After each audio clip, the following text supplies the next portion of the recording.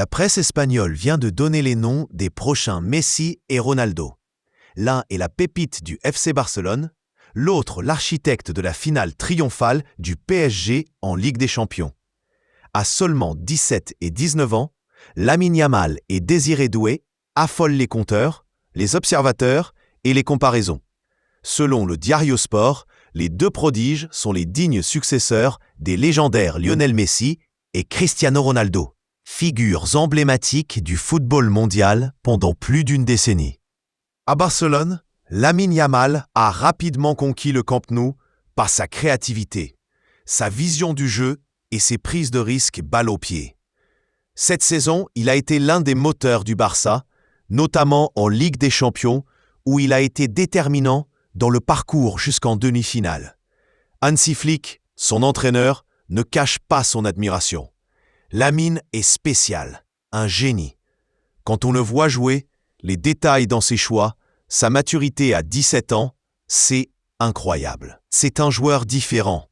Ses accélérations, ses dribbles déroutants et son sens du jeu rappellent en effet un certain Messi à ses débuts dans ce même club. De son côté, Désiré Doué a marqué les esprits lors de la finale de la Ligue des Champions 2025, en étant impliqué dans 3 des 5 buts inscrits par le PSG face à l'Inter Milan. À 19 ans, il a affiché un sang-froid impressionnant dans une rencontre d'une telle envergure. Sur le premier but, il contrôle, se retourne et offre un caviar à Hakimi.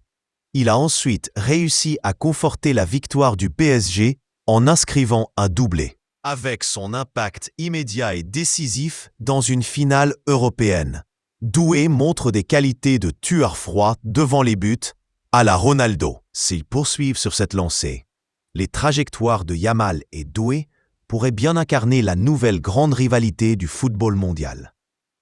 Tous deux représentent l'avenir de leurs clubs respectifs et potentiellement celui de leur sélection nationale. Avec leur talent brut, leur intelligence de jeu et leur caractère, ils semblent déjà prêts à écrire un nouveau chapitre du football, digne de celui écrit par Messi et Ronaldo.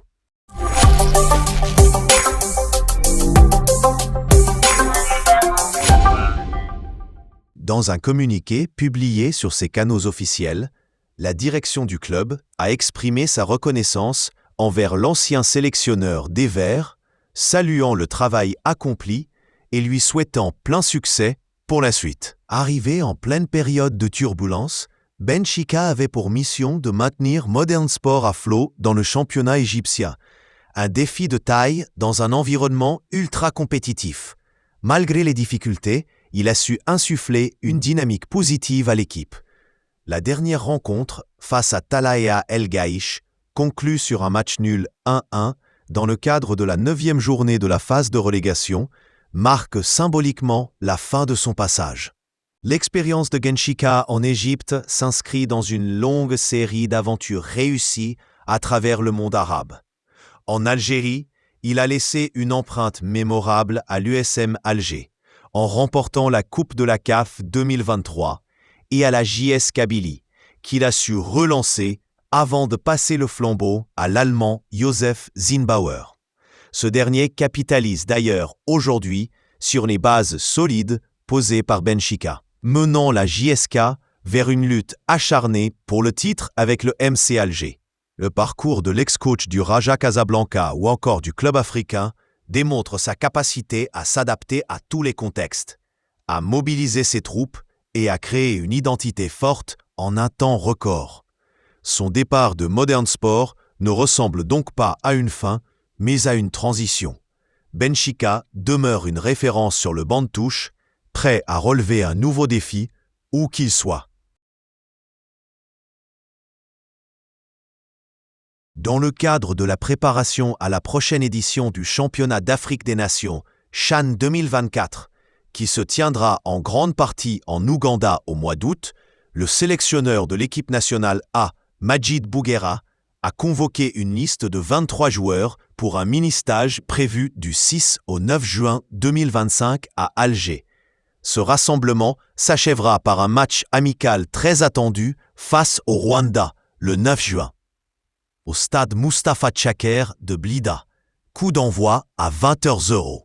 Cette liste, exclusivement composée de joueurs issus du championnat national, marque plusieurs changements notables par rapport au dernier regroupement d'avril, notamment en raison des convocations en équipe A. En effet, Oussama Benbot et Mohamed Madani, deux éléments importants du précédent stage, ont été appelés par Vladimir Petkovic en sélection première, illustrant la passerelle désormais fluide entre les deux équipes. Sur le plan défensif, on note la première apparition de Abada, solide défenseur central de l'AS Chlef, ainsi que celle du latéral droit de la JS Kabylie, Neshat, dont les récentes prestations n'ont pas échappé au staff technique. Parmi les retours attendus, figurent ceux de Raouf Benguit et de Boualia, écartés lors du précédent stage pour raisons disciplinaires. À noter également la première convocation du jeune Méchid, pensionnaire de l'USM Alger, qui pourrait représenter une solution d'avenir dans l'entrejeu algérien. L'un des faits les plus marquants reste toutefois la convocation d'Adil Boulbina, talentueux attaquant du Paradou AC. Boulbina, une nouvelle fois snobé à tort par le sélectionneur des A, trouve refuge chez les A-Prix où son flair offensif sera précieux. Son absence en sélection première continue d'interroger, tant ses performances en Ligue 1 Mobilis militent pour une place au sein du groupe de Petkovic. En somme, Majid Bouguera affiche une volonté claire, construire un groupe compétitif à court terme pour le CHAN, tout en ouvrant la porte à de jeunes profils prometteurs. Cette dynamique de renouvellement, combinée à une transition cohérente entre les A et les B, pourrait bien renforcer la profondeur de l'équipe nationale algérienne dans les années à venir.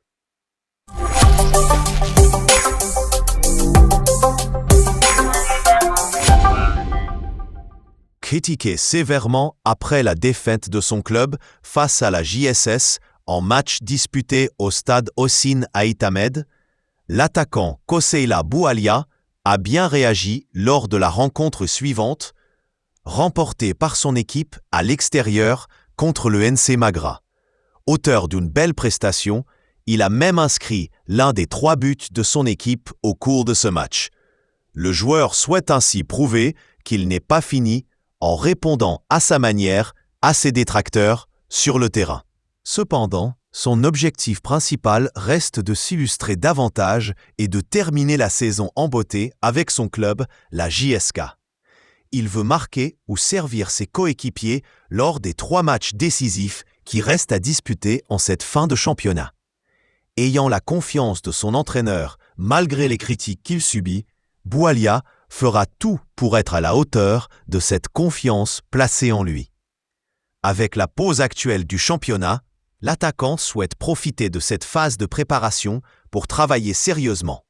Les derniers matchs qui attendent son club sont d'une importance capitale. En effet, la JSK doit impérativement les gagner pour assurer la 2e place, sans dépendre des autres résultats. Pour cela, Boualia entend fournir de belles prestations afin d'aider son équipe à atteindre cet objectif. Considéré comme l'un des cadres de l'équipe, malgré un rendement parfois irrégulier cette saison, il refuse de rater sa rencontre cruciale. Au contraire, il ambitionne de démontrer de belles choses sur le terrain et d'aider son équipe à enchaîner les victoires, ce qui reste le souhait des dirigeants qui ont toujours soutenu leurs joueurs.